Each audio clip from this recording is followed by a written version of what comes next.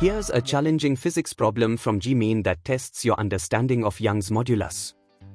This problem appeared in the Main online exam, 9th April 2013. We have a system with steel and brass wires. The corresponding ratio of increase in their lengths is what we need to find. Let's first visualize this setup to understand what we are dealing with. Here's the physical setup. At the top, we have a fixed support. From this support, a steel wire hangs down.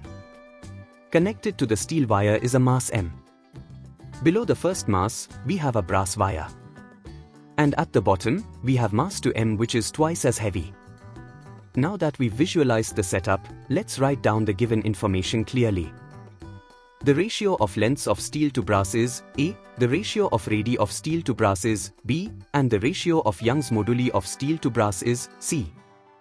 To solve this, we need the formula for elongation in a wire. The elongation formula is delta L equals F times L divided by a times Y, where F is force, L is length, A is cross-sectional area which equals pi r squared, and Y is Young's modulus. Let's apply this formula to both wires. First, let's analyze the forces acting on each wire. The steel wire supports both masses, M and 2M, so the tension is 3 mg.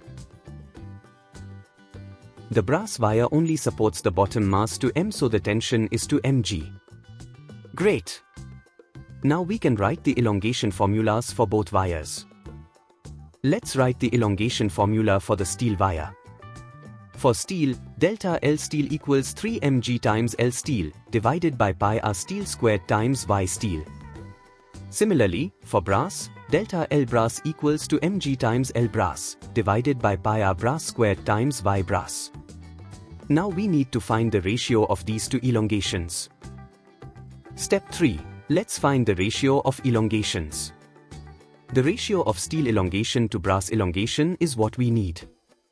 Substituting our formulas, we get this expression. Let's cancel the common terms. Pi cancels and mg cancels. After cancelling, we get this simpler expression. Let's rearrange this as 3/2 times the ratios of length, radius, and Young's modulus. This is looking good. Now let's substitute the given values. Step 4. Let's substitute the given ratios. We have the ratio as 3/2 times L steel upon L brass times R brass squared upon R steel squared times Y brass upon Y steel. Given that L steel upon L brass equals A, R steel upon R brass equals B, so R brass upon R steel equals 1/B. And Y steel upon Y brass equals C, so Y brass upon Y steel equals 1/C. Now, substituting all these values into our ratio, we get 3/2 times A times 1/B squared times 1/C. Combining all terms, we get 3A divided by 2B squared C.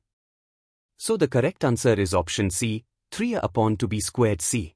Let's verify by looking at all the options. Here are all the options provided in the question.